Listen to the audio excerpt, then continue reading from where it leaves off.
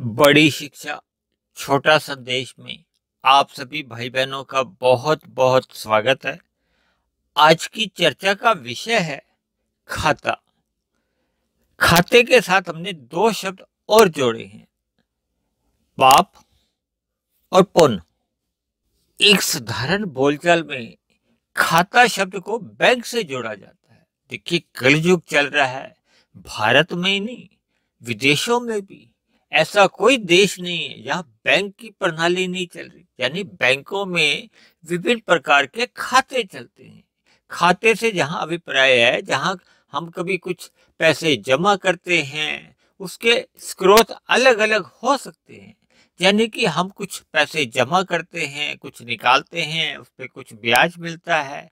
जैसे बैंकों में खाता नंबर होते हैं ना, चाहे वो बचत खाता हो चाहे चालू खाता हो, इसी तरह हम सभी आत्माओं का एक ऐसा आधार नंबर कह दो या एक खाता नंबर कह दो, या आप किसी भी शब्दों से इसको समझ सकते हो कि सभी आत्माओं के अलग अलग खाते नंबर हैं या आधार नंबर हैं। देखिए, अक्सर इस बात की चर्चा बार बार आई है कि शास्त्रों में 84 लाख प्रकार की योनियां कहेगी। 84 लाख योनियों में मनुष्य से ऊपर की भी योनियां हैं और मनुष्य से नीचे की भी योनियां। ऊपर की योनियों से तो हम और आप इतने परिचित नहीं हैं। देखिए, हम सूर्य देव को देखते हैं, शास्त्रों में भी सूर्य देव की आराधना का विधान है। वैसे भी एक साधारण अर्थों में सूर्य के बिना तो इस भौतिक जगत में किसी भी जीव का अस्तित्व ही नहीं है। सूर्य के कारण ही ये दिन रात आप और हम जिसमें रहते हैं बनते हैं। लेकिन आज जो हमारा विषय है वो केवल खातों पे ही केंद्रित रहेगा, जो कि पाप और पुण्य, ये दो प्रकार के खाते हैं। देखिए, मनुष्य से नीचे की भी योनियां हैं। नीचे की योनियों से तो आप और हम अच्छी तरह परिचित हैं, क्योंकि हम घरों के भीतर भी कुछ ऐसे जीव देखते हैं और घरों के आसपास भी या घरों के बाहर भी। देखिए, अक्सर लोग पेड़ पौधों वनस्पति को योनि नहीं मानते, जबकि शास्त्रों में इन पेड़ पौधों को, सभी प्रकार के जितनी भी वनस्पति हैं, इनको भी योनि में ही गिना जाता है। देखिए, हमारी आपकी रसोई में इतने तरह के जो व्यंजन बनते हैं, ये प्रत्यक्ष रूप से या अप्रत्यक्ष रूप से इन वनस्पतियों के द्वारा ही उपलब्ध हो पाते हैं। चाहे वो विभिन्न प्रकार की दालें हों, मिर्च मसाले हों, या विभिन्न प्रकार की अन्य पदार्थ हों, ये प्रत्यक्ष रूप से या अप्रत्यक्ष रूप से इन्हीं वनस्पति के कारण ही हम और आपके तक पहुंच पाते हैं। जो हम वस्त्र पहनते हैं उसका भी अप्रत्यक्ष कारण ये वनस्पति ही होता है। देखिए, मनुष्य से नीचे की योनियां हमने अपने जीवन में अनेकों देख रखी है। भले ही देखिए, हम 84 लाख के आंकड़े पे आज कोई बात नहीं कर रहे, हम केवल अपने खातों के ऊपर बात कर रहे हैं, वो भी पाप और पुण्य। क्योंकि शास्त्रों में कहा गया है, केवल मनुष्य योनि में ही मनुष्य सकाम भाव से, सकाम का मतलब होता है जब हम किसी क्रिया को, कर्म को जब हम सकाम भाव से करते हैं, फल पाने की इच्छा से करते हैं, तो वो हमारे कर्म गिने जाते हैं। और ये कर्मों को दो श्रेणियों में मुख्य रूप से बांट दिया जाता है, जो कि पाप और पुण्य श्रेणी में आते हैं। एक साधारण अर्थों में तो देखिए, पाप और पुण्य शब्दों से आप और हम अच्छी तरह परिचित हैं, और हमारे बोलचाल में भी ये दो शब्द अक्सर प्रयोग में आते ही रहते हैं। और अक्सर इस धारणा से भी हम सब परिचित रहते हैं कि हमें जीवन में पुण्य कर्म करने चाहिए और पाप कर्मों से बचना चाहिए। लेकिन इनको हम अपने जीवन में केवल शब्दों तक ही सीमित रखते हैं। हमारे व्यवहार में, हमारे आचरण में, हमारे इन शब्दों की हम जो जितनी गहराई से हमें लेना चाहिए, क्योंकि मनुष्य योनि में तो किए गए सभी कर्म लिखे जाते हैं। इसीलिए तो मैंने आज खाता शब्द के ऊपर कुछ बोलने का मन बनाया है। खाते का मतलब हम जितने भी कर्म करते हैं वो पाप श्रेणी में आते हैं या पुण्य श्रेणी में आते हैं, जो काम भाव से होते हैं। देखिए, गीता में भगवान श्री कृष्ण ने निष्काम कर्म करने की भी प्रेरणा दी है। जब निष्काम भाव से कर्म किए जाते हैं वो इस खाते में नहीं जुड़ते। यानी कि ये जो आज के हम खाते की बात कर रहे हैं, इसमें केवल सकाम भाव से पाप कर्म और पुण्य कर्म दोनों ही लिखे जाते हैं। आज की चर्चा में मैं बार बार बैंक को बीच में ले आता हूं। उसका एक कारण है कि एक साधारण मनुष्य बैंक के अंदर जो भी एक क्रियाएं होती हैं उनसे एक प्रत्यक्ष रूप से या अप्रत्यक्ष रूप से अच्छी तरह परिचित है, ताकि ये कर्मों का जो एक लेखा जोखा है ये हमारे थोड़े अच्छी तरह से समझ में आ जाए।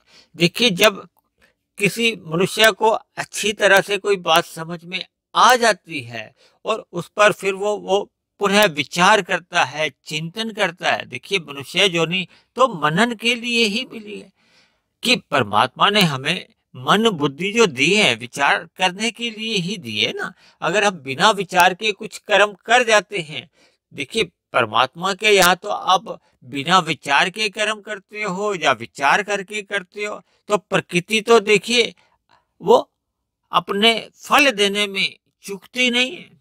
देखिए, हम काम भाव से जितने भी कर्म करते हैं, भले ही सभी मनुष्यों का कर्म करने का तो एक ही उद्देश्य होता है कि हमें सुख मिले। देखिए, दुख की चाहना से तो कोई भी मनुष्य कर्म नहीं करता। ये अलग बात है कि मनुष्य को ये पता होता है कि ये पाप कर्म है, ये मेरा पुण्य कर्म है। लगभग काफी श्रेणियों में एक साधारण मनुष्य को भी, एक साधारण बुद्धि रखने वाले को भी कर्म करने से पूर्व मन के अंदर ऐसा आभास रहता है कि ये पाप कर्म है, ये पुण्य कर्म है। लेकिन जैसे जैसे मनुष्य पाप कर्म करता रहता है, आरंभ में तो देखिए हमारी आत्मा की या हमारे मन में एक ऐसे विचार आते हैं कि हमें इन पाप कर्मों से बचना चाहिए। लेकिन धीरे धीरे जब मनुष्य उन पाप कर्मों को करता रहता है तो फिर धीरे धीरे हम भोगों में इतना लिप्त होने लगते हैं कि फिर वो जो अंदर की या अंतरात्मा की जो आवाज होती है उसकी आवाज धीमी पड़ने लगती है, फिर धीरे धीरे वो समाप्त हो जाती है। क्योंकि देखिए, मनुष्य के व्यवहार में जब पाप कर्म करना एक उसकी आदत बन जाती है, यानी ऐसे कर्मों को एक साधारण मनुष्य बहुत ही हल्के में लेता है और कभी कभी तो मजाक में भी ले लेता है। देखिए, प्रकृति के यहाँ तो कर्मों के सिद्धांत हैं। भले ही ये कर्मों का विषय बहुत ही जटिल है, इसमें अच्छे अच्छे बुद्धि रखने वाले भी चकरा जाते हैं, लेकिन फिर भी एक मनुष्य अपने व्यवहार में या अपने स्वभाव में या अपने कारण शरीर में जितना अधिक सतोगुण विकसित करता जाता है तो फिर उसको कर्म करने से पूर्व ऐसा बोध रहता है, ऐसा ज्ञान रहता है। देखिए, घर में जब हमारे 1 वाट का बल्ब लगा हो, 10 वाट का बल्ब लगा हो, 100 वाट का बल्ब लगा हो, 500 वाट का बल्ब लगा हो, तो सबकी रोशनी अलग अलग होती है। इसी तरह देखिए, कभी कभी हमने सुई में जब धागा डालना होता है तो हम 1 वाट के बल्ब के आगे खड़े होके तो धागा नहीं डालते। कभी कभी आपने देखा होगा कि हम जब भी सुई में धागा डालना होता है तो हम घर के बाहर वरांडे में आ जाते हैं, यानी कि सूर्य के प्रकाश, क्योंकि सूर्य का प्रकाश तो बहुत ही बड़ा बल्ब है, यानी कि हम प्रकाश अधिक का सहारा लेते हैं ना। इस बात को आप परमात्मा के ज्ञान से भी जोड़ सकते हैं, यानी कि मनुष्य अपने जीवन में जितना अधिक सतोगुण विकसित कर लेता है। देखिए, सतोगुण हमारा बढ़ता है जब हम सत्संग करते हैं। सत्संग का एक साधारण मनुष्य एक विशेष अर्थों में ले लेता है कि हम तैयार होकर किसी पंडाल में या धर्मशाला में या धार्मिक स्थानों पे हम जब कुछ सुनने का मन बनाते हैं, देखिए आप चाहे घर में बैठ के शतोगुनी साहित्य पढ़ते हैं या यहाँ तक भी आप YouTube पे केवल मेरी ही नहीं, देखिए किसी भी वक्ता की जो भी परमात्मा की चर्चाएं करते हैं, आप किसी भी वक्ता की आप अगर वीडियो सुनते हो या किसी भी प्रत्यक्ष रूप से या अप्रत्यक्ष रूप से आप शतोगिरी साहित्य के संपर्क में आते हैं, जिससे आपको परमात्मा का, प्रकृति के ज्ञान विज्ञान की समझ आने लगती है। तो फिर जब हमें ज्ञान अधिक होने लगता है तो फिर हमारे द्वारा होने वाले कर्मों में एक विशेषता आ जाती है। देखिए जब हमारे कर्मों में एक विशेष गुण विकसित हो जाता है तो फिर हमारे द्वारा पाप कर्म होने समाप्त होने लगते हैं या कम होने लगते हैं। देखिए मनुष्य पाप कर्म करता है या पुण्य कर्म करता है, इन दोनों के पीछे उद्देश्य तो केवल सुख पाने का ही होता है। दुख तो कोई भी जीव नहीं चाहता। आप एक चींटी का भी रास्ता रोकते हो तो वो भी एक सुख की तलाश में अपनी चलने की दिशा बदल देती है। एक मच्छर को पकड़ने की अगर आप कोशिश करते हो, वो भी अपने बचाव के लिए उड़ता है, इधर उधर अपनी दिशा बदलता है। यानी कि सभी जीवों का एक ही लक्ष्य होता है कि दुख से बचना और सुख की प्राप्ति के लिए प्रयत्न करना। यानी अब हम एक निष्कर्ष पर तो पहुंच ही सकते हैं कि सभी जीव सुख चाहते हैं, दुख कोई भी नहीं चाहता। जैसे हम सुख चाहते हैं, देखिए मनुष्य अपने जीवन में सकाम भाव से सुख प्राप्ति के लिए ही पाप और पुण्य कर्म करता है।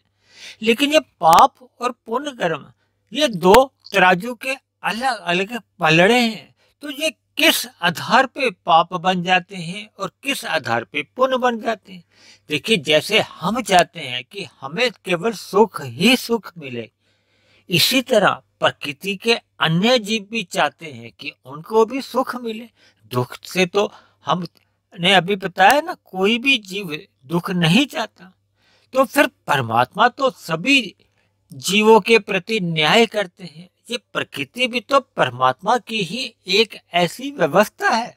बल्कि मैंने तो तकरीबन 1-1.5 साल पहले एक सत्संग प्रकृति एक अदालत के ऊपर भी किया था। क्योंकि देखिए जैसे हम अपने अलग अलग जितने भी संसार में देश हैं, सब में अदालतें बनी हुई हैं। वहां भी तो अदालतों में क्या होता है, ये पाप पुण्य कर्मों का ही तो फल दिया जाता है ना। तो इसी तरह प्रकृति भी परमात्मा की एक बहुत ही विशाल एक अदालत है, जहाँ देखिए यहाँ की अदालतों में तो फिर भी गवाह के ऊपर कुछ तथ्यों के ऊपर निर्णय आते हैं। लेकिन परमात्मा की तो एक जो न्याय व्यवस्था है, परमात्मा तो सर्वव्यापी है, इसलिए परमात्मा को तो किसी भी गवाह की या किसी भी प्रकार के तथ्यों की कोई जरूरत ही नहीं होती। तो इसलिए किसी भी जीव के साथ अन्याय तो हो नहीं सकता। तो ऐसे में यदि हम मनुष्य, क्योंकि अभी हमने बताया कि मनुष्य योनि में ही किए गए सकाम भाव से सभी कर्म लिखे जाते हैं, जिसमें हम पाप कर्म भी आ जाते हैं और पुण्य कर्म भी आ जाते हैं। यानी कि हमारे कर्मों द्वारा जब अन्य जीवों पर अच्छा प्रभाव पड़ता है तो वो हमारे पुण्य कर्म गिने जाते हैं। यदि हमारे किसी क्रिया द्वारा, कर्म द्वारा अन्य जीवों पर दुख रूपी प्रभाव पड़ता है, उनको कष्ट होता है, उनको पीड़ा होती है, यानी किसी भी प्रकार का उनको दर्द होता है, तो ऐसे सभी हमारे कर्म पाप श्रेणी में चले जाते हैं।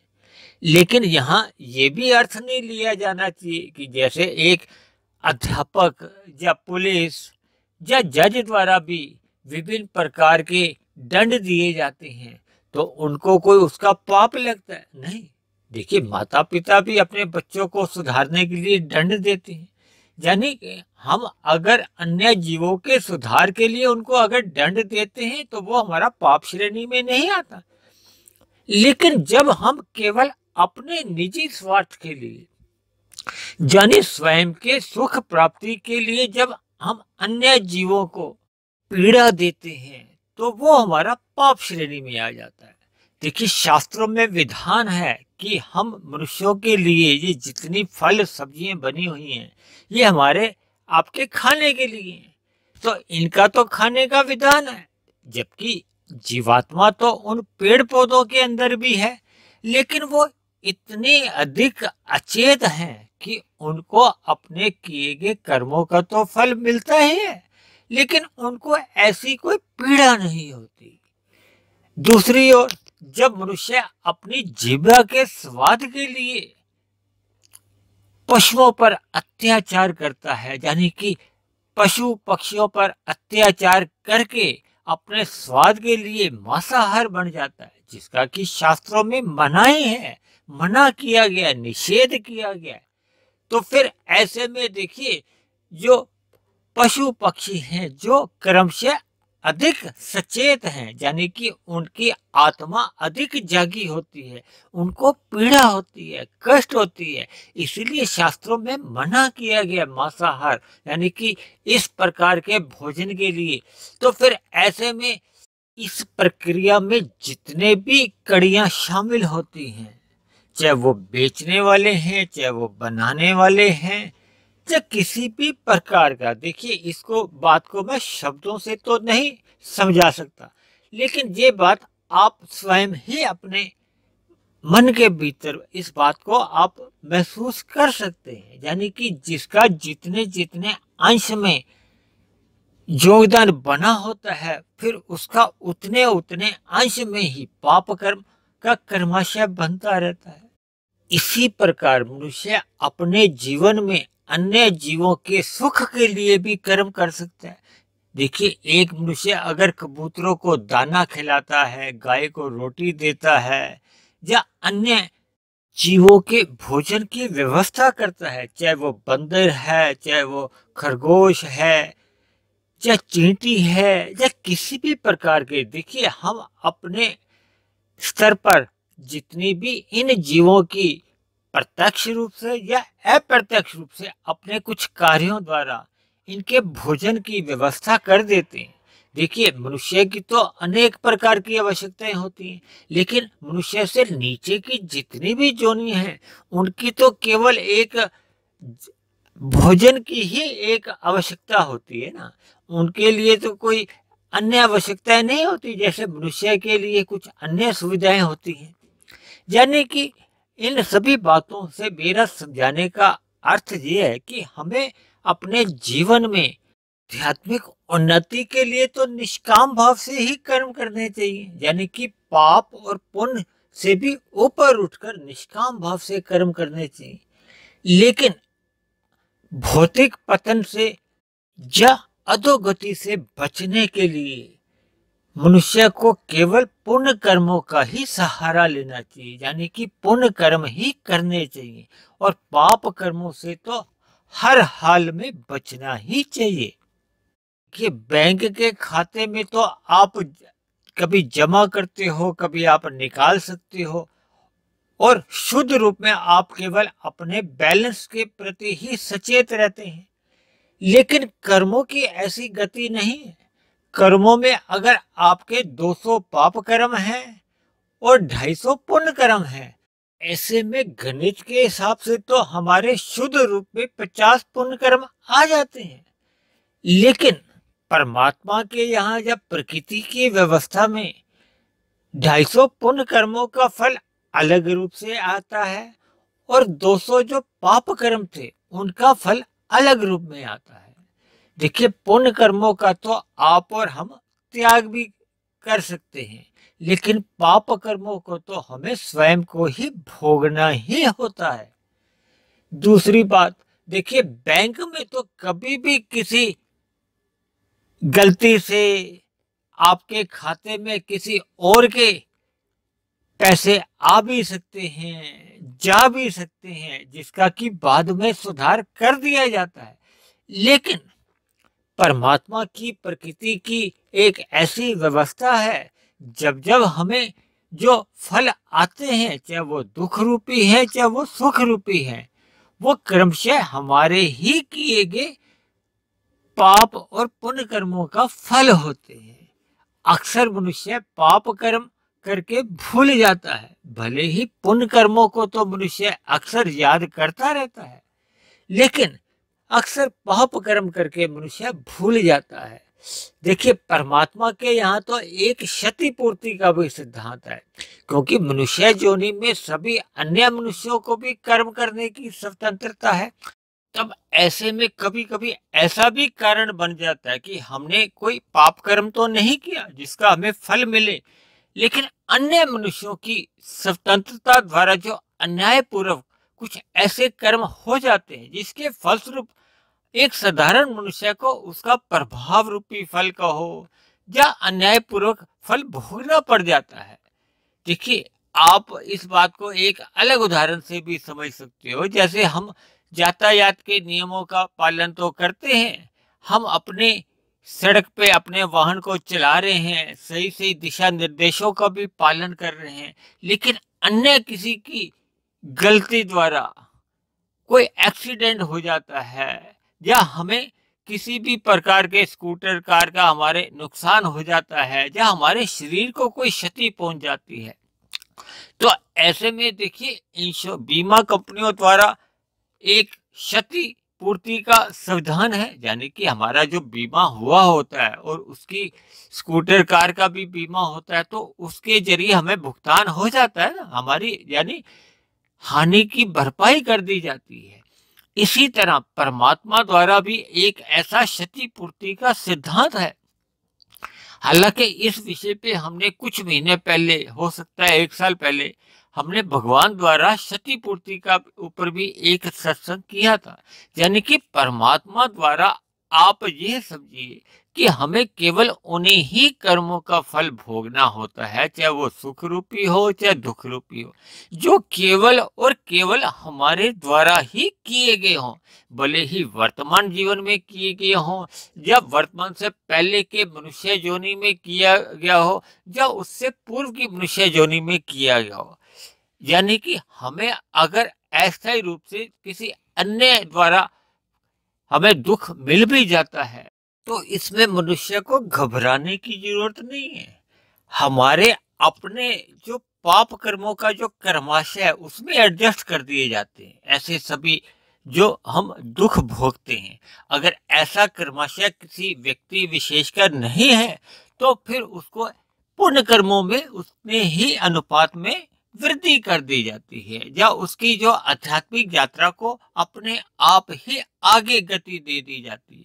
देखिए, सभी मनुष्य हम जितने भी आध्यात्मिक उन्नति के लिए कर्म करते हैं, हमारा अंतिम लक्ष्य तो परमात्मा को प्राप्ति का ही होता है।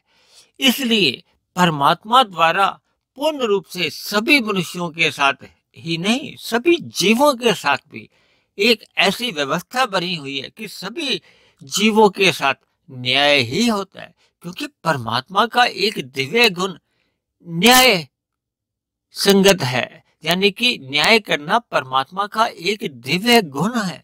हालांकि परमात्मा का एक दिव्य गुण दया भाव भी है, यानी कि मनुष्य से नीचे की योनियों के जितने भी जीव दुख भोग भी रहे हैं या आपके हमारे जीवन में भी जब जब दुख आते हैं, तो परमात्मा हमें भीतर से एक शक्ति देते हैं, उन दुखों को सहने की शक्ति देते हैं। देखिए, ये परमात्मा के लिए एक दया भाव ही है कि परमात्मा सभी जीवों को आनंदित या सुखमय स्थिति में ही देखना चाहता है। दुखमय स्थिति में परमात्मा देख ही नहीं सकते, लेकिन परमात्मा आप सभी मनुष्यों से या मेरे से एक ऐसी अपेक्षा तो रखते ही हैं कि हमें अपने कल्याण के लिए या अपने सुख के लिए अन्य जीवों को कष्ट में या पीड़ा में नहीं डालना चाहिए।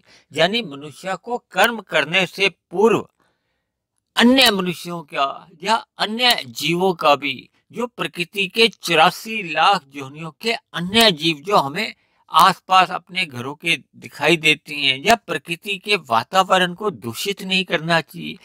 या संक्षेप में या निष्कर्ष रूप में हम ये भी मान सकते हैं कि हमारे सभी कर्म परमात्मा की इच्छा अनुसार होने चाहिए, शास्त्रों के बताए गए कथनों के अनुसार होने चाहिए, अन्य मनुष्यों के लिए भी प्रेरणादायक होने चाहिए, प्रकृति के अन्य जीवों को पीड़ा नहीं दें, प्रकृति के संतुलन बनाए रखने में सहायक हों।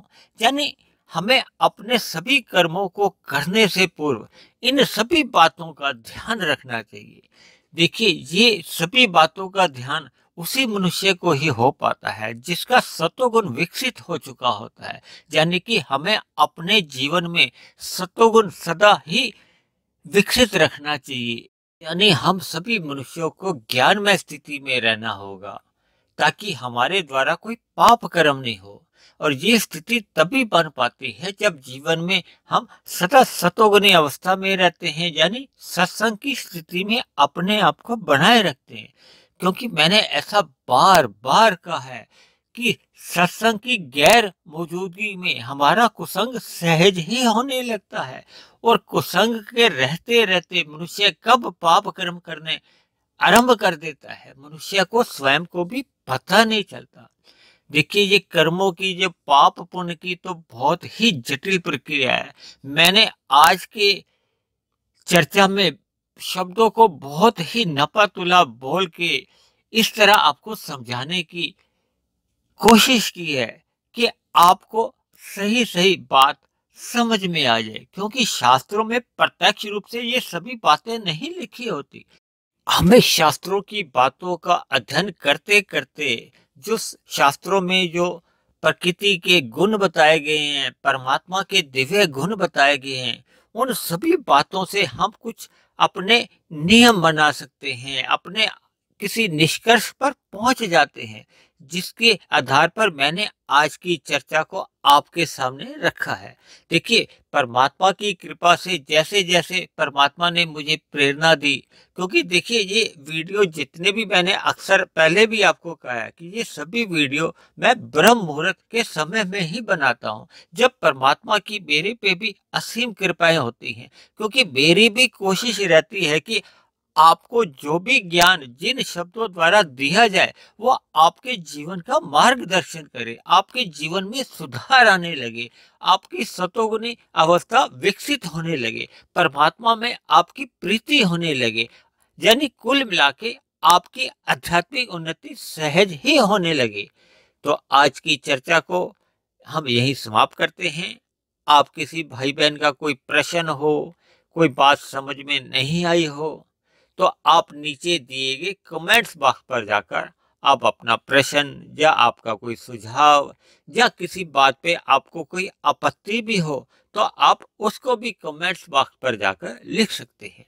दूसरी मेरी उन भाई बहनों से भी विनती है कि प्रश्न करने से पूर्व आपको पूरी वीडियो सुन लेनी चाहिए, क्योंकि मेरे पास कुछ ऐसे प्रश्न भी आ जाते हैं जिन्होंने वीडियो को बीच बीच में से सुना होता है, यानी कि वीडियो को एकांत में बैठकर ध्यान से नहीं सुना होता। तो ऐसे भाई बहनों से मेरी विनती है कि वीडियो को, ये तो देखिए आपकी अपनी पसंद है कि आप पूरी वीडियो को सुनते हो या बीच बीच में से सुनते हो, लेकिन अगर आपने कोई प्रश्न रखना हो तो मेरी आपसे विनती है कि आप पूरी वीडियो सुनने के बाद ही आप अपना प्रश्न रखें, क्योंकि हो सकता है कि पूरी वीडियो सुनने के उपरांत आपका प्रश्न का उत्तर भी उसी वीडियो में ही मिल चुका हो। और यदि आपको मेरी बनी हुई ये वीडियो अच्छी लगती हैं, आप पसंद करते हैं, आपका ज्ञान बढ़ता है, आपके जीवन में सकारात्मक परिवर्तन आने लगे हैं, तो मेरी आपसे विनती है कि आप मेरे इस आध्यात्मिक ज्ञानात्मक चैनल को सब्सक्राइब करें व अन्य जिज्ञासु भाई बहनों को भी ऐसा प्रेरणा दें ताकि वो भी इस आध्यात्मिक ज्ञानात्मक चैनल से जुड़ें, ताकि समाज में हम सभी मनुष्यों को एक सतोगुणी वातावरण देखने को मिले, ताकि हम सभी मनुष्यों का जीवन सुखमय बीते। चर्चा को यहीं समाप्त करते हुए कल फिर मिलते हैं एक नए विषय को लेकर, एक नए संदेश के साथ। तब तक आप सभी भाई बहनों का बहुत बहुत धन्यवाद।